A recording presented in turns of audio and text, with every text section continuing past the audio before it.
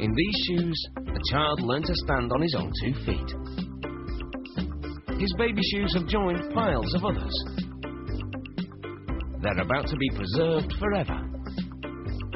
Information about the shoes' owners is recorded, including personal details for engraving.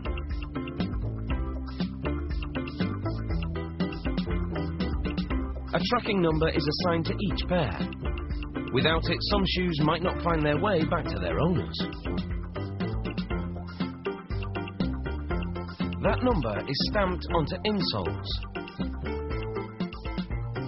There's a special coating on the insoles that will prevent the metal plating from sticking to them, so this number will be visible throughout processing.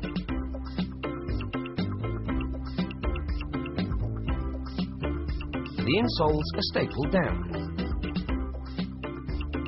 And then the shoes are dipped in a special formula. It chemically seals them and will also help stiffen them as they dry later. But first they're hung to allow excess liquid to drip off.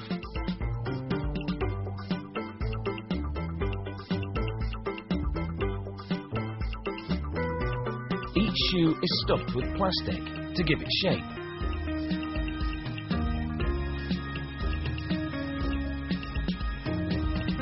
A rolled plastic form is pushed into each shoe to complete the shaping. The laces are tied and the bows are positioned flat against the shoes, so they won't break off during the rest of the process.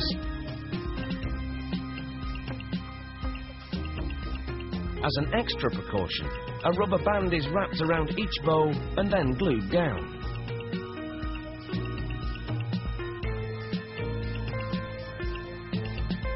With the shaping plastic removed and the shoes dried and stiffened, holes are drilled into the bottom of the soles. This will allow them to be hung on prongs later, during plating. But before that happens, a mix of water, copper and other ingredients is stirred. A rack full of baby shoes is carefully submerged into the coppery liquid. This isn't the final coating, it's a key preparation step. It makes the shoes conductive, so they can be electroplated.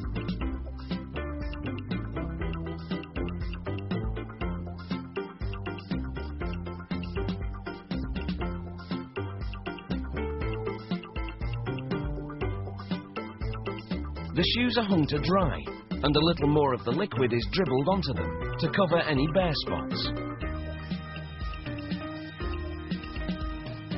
The finish is allowed to dry for a couple of days. Then, they're lowered into the electroplating tank. An electrical current runs through to the shoes, attracting copper in the tank to plate them. Using a special polishing wheel, the bright copper finish is scratched. This prepares them for the next step.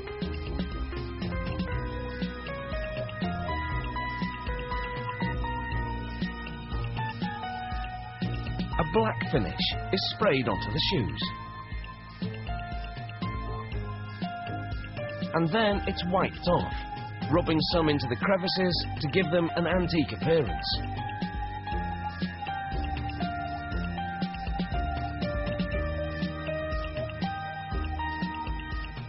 Next, they're sprayed with a protective lacquer. You can still see the identification number clearly on the insole, so they haven't lost track of the owner. The engraving plate is attached onto a wooden base, and the shoes are screwed onto it. Now they won't be going anywhere, except down memory lane. And it seems there's no end of bronzed keepsakes that can also take you there. From cowboy boots to burgers on a bun. I remember that one.